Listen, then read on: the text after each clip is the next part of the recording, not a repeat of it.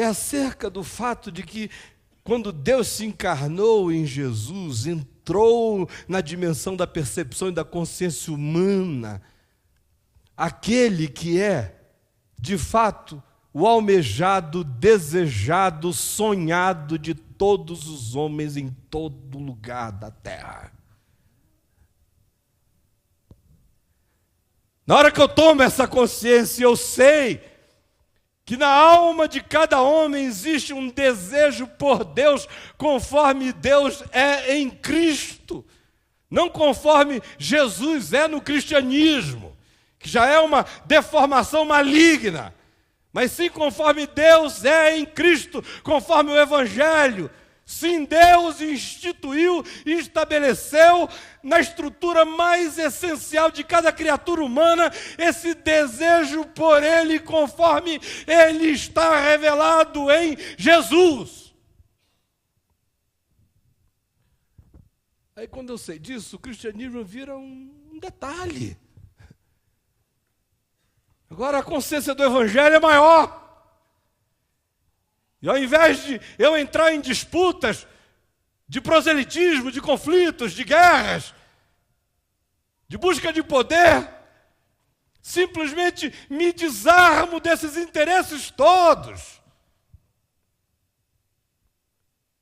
E apenas anuncio o reino de Deus conforme Ele se manifestou em Jesus, na liberdade que Ele teve de amar a todos, de se dar a todos, e antes mesmo de manifestar-se como um adulto na terra, o próprio nascimento dele já suscita essa atração irresistível nas consciências humanas mais distantes, porque o que cada criatura da terra quer, precisa e deseja, só não sabe, é um encontro com o amor de Deus em Jesus, minha gente.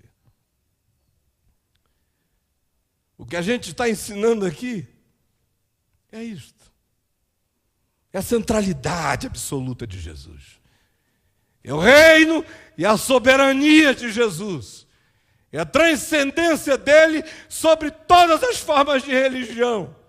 É a ordem de Melquisedeque, acerca da qual Deus jurou e não se arrependerá, e constituiu Jesus, sumo sacerdote segundo a ordem de Melquisedeque, que não tinha genealogia, nem pai, nem mãe, nem princípio de dias, nem fim de existência, que não era um ser traçável historicamente, que era puro mistério, que ninguém sabia de onde vinha, nem para onde ia. É nessa liberdade, nesse mistério de Deus, de se revelar a todos os homens em Jesus, conforme o fato dele mesmo já haver estabelecido que em Jesus ele fez residir toda a plenitude da sua divindade, de tal maneira que, ainda que os homens não o saibam, já estão sendo beneficiados desde sempre pela graça de Deus, porque não existe nada que seja vida que não seja fruto da graça.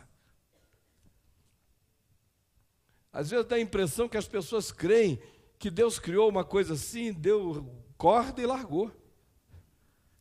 Nele nós nos movemos, existimos e respiramos, todos nós. Maus e bons, justos e injustos. E a vontade dele é que os homens não recebam apenas as suas misericórdias sem poderem discernir a procedência. A vontade dele não é que a criatura humana ande tateante, ao contrário, que ela saiba a procedência de toda boa dádiva, de todo o dom perfeito que vem do alto, descendo do Pai das luzes, em quem não pode haver nem mudança nem sombra de variação. A vontade dele é que todas as pessoas saibam o nome daquele que derrama todas as bênçãos sobre nós. A vontade dele é ser conhecido em espírito e em verdade. Esses são aqueles aos quais ele procura. E aonde quer que o coração tenha a intenção de encontrar a Deus em espírito e em verdade, aí ele haverá de se revelar. Ainda que o indivíduo não saiba o nome, mas vai saber que foi Deus mesmo que ele conheceu no coração, o único céu onde as estrelas andam e guiam a gente. Hoje, Eu queria que você pedisse a Deus a possibilidade de encerrar esse ano de 2004 com a consciência nova, purgada desse lixo religioso. Aí você diz, meu Deus, parece uma mensagem ateia. O que você não entendeu é que Deus é outro departamento. Religião é um fenômeno humano, de homens, que são amiguinhos de Herodes, brigam entre si, é poder, é conchavo. Estou falando do reino de Deus, meus irmãos. É outra coisa. Cujas catedrais não são construídas do lado de fora, mas dentro de cada um de nós. O reino de Deus está em cada um de nós. O chamado é para que cada um se liberte dessa canga maligna que prende a gente, amarra a gente nas estruturinhas de alguns saberes religiosos suficientes para a gente dizer quem é quem, onde nasceu, como é que é, contando histórias sem fim, que não transformam jamais a vida de ninguém, não faz ninguém levantar e andar e seguir e adorar. Hoje à noite, eu queria convidar você a fazer alguns exercícios de oração. Você acredita que Deus pode se revelar a pessoas que você ama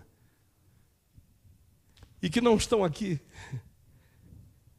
E que não viriam aqui por meios humanos? Alguns que estão tão traumatizados com religião que fogem da porta de uma igreja justificadamente como quem foge de uma obra maligna. Alguns estão chocados e traumatizados. E a gente fica pensando que o indivíduo está brigado com Deus porque não gosta dessa feiura que a gente produz. Ou que Deus está zangado com ele. Não tem nada a ver. O desprezo que o cristianismo tem recebido por parte de milhões e milhões é absolutamente justificado. Um bocado de gente por aí que não quer ouvir falar de igreja, mas quer tudo com Deus.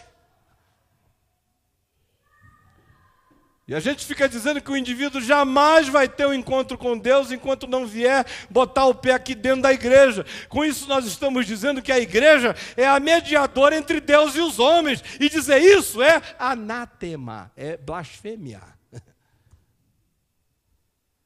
Você acredita nessa ordem de Melquisedeque, que Jesus é sumo sacerdote sobre todos nós e sobre todos os homens, segundo a ordem de Melquisedeque?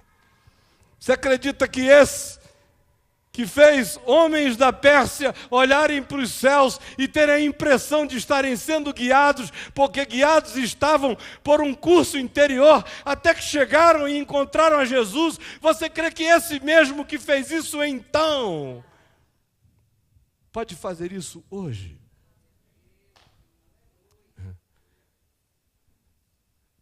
Então eu queria pedir a você que a gente transformasse essa véspera de Natal num momento de intercessão, de confiança, pedindo a Deus para se revelar a algumas pessoas. Algumas que você ama, a gente pede que Ele se revele a todos os homens, mas eu queria que você estabelecesse como objetivo de oração hoje, diante de Deus, pegar aquela quantidade enorme de pessoas que você quer bem e que você gostaria de vê-las receberem essa luz que faz olhar para cima, mas que nasce dentro e que guia a gente até a Jesus.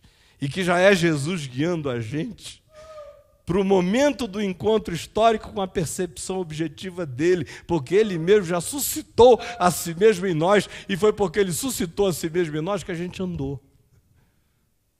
Porque não depende nem de quem quer, nem de quem corre, mas de usar Deus de misericórdia para conosco.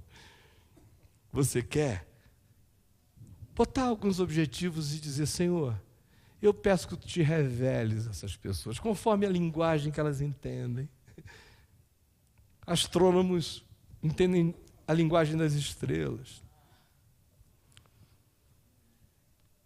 A revelação de Deus na cabeça de um matemático pode vir numa equação maravilhosa, de um físico, de um artista, de um músico, de uma dona de casa. É uma dracma perdida que ela achou. Cada um tem suas linguagens e Deus usa tudo para falar com todos.